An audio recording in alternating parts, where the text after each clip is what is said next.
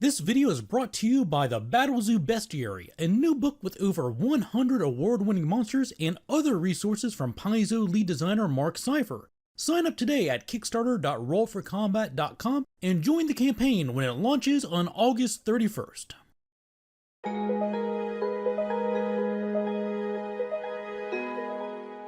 Hey everybody, Dave here with another Pathfinder rule reminder for you, and today's topic is the refocus activity. I've seen a couple questions pop in through the comments that maybe misunderstand refocus or want more clarification on how this works, so let's break it down and take a look at it. Focus spells differ from regular spells in that regular spells use spell slots in order to cast them, and focus spells spend focus points.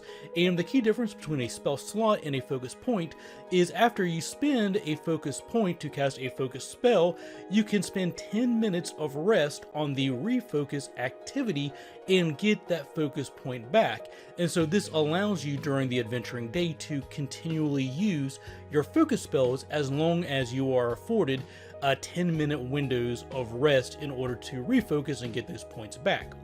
Now, the first area that seems to be misunderstood or has questions is on how often you can use refocus.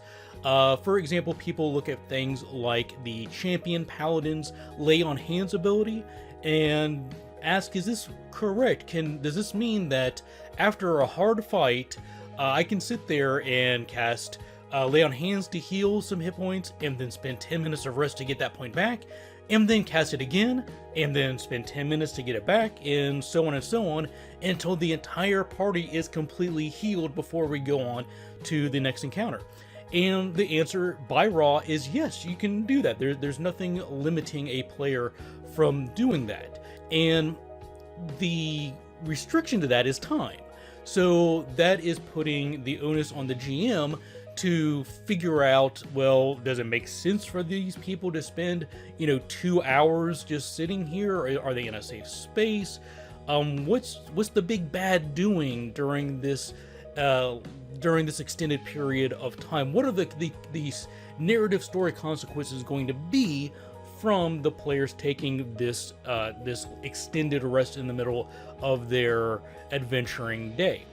And because of that, and because of complications that can arise from having to figure things out like that, I know a lot of GMs out there do put a limit and say you can only refocus one time between encounters, and that puts a limit on things like the paladin taking a 2-hour break and completely healing up the party between every single encounter.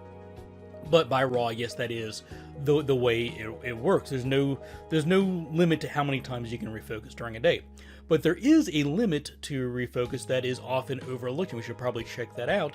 And that is, if you look at the requirements for the refocus activity, it says you have a focus pull as a requirement, and that makes sense. And you have spent at least one focus point since you last regained any focus points. So what this means effectively is you can't go into an encounter with 3 focus points, cast 3 focus spells, spend all of your focus points, and then after the encounter, rest for 30 minutes and get all 3 of your focus points back. Instead, once you have refocused and gained 1 focus point back, you cannot refocus again until you have spent that point. So effectively, if a character with focus points spends more than one of them in any encounter, then they are going to be at least 1 focus point down from their maximum for the remainder of the day, because if you spend 2 focus points after that encounter, they can refocus one time, get 1 of them back, and they cannot refocus again until they have spent that point. So that's the way that refocus works. So by raw, there is no limit to how many times a character can refocus per day, but there is a limit that says that you can only refocus if you have spent a focus point since the last time you refocused, which effectively prevents you from spamming all of your focus points in an encounter and then getting them all back.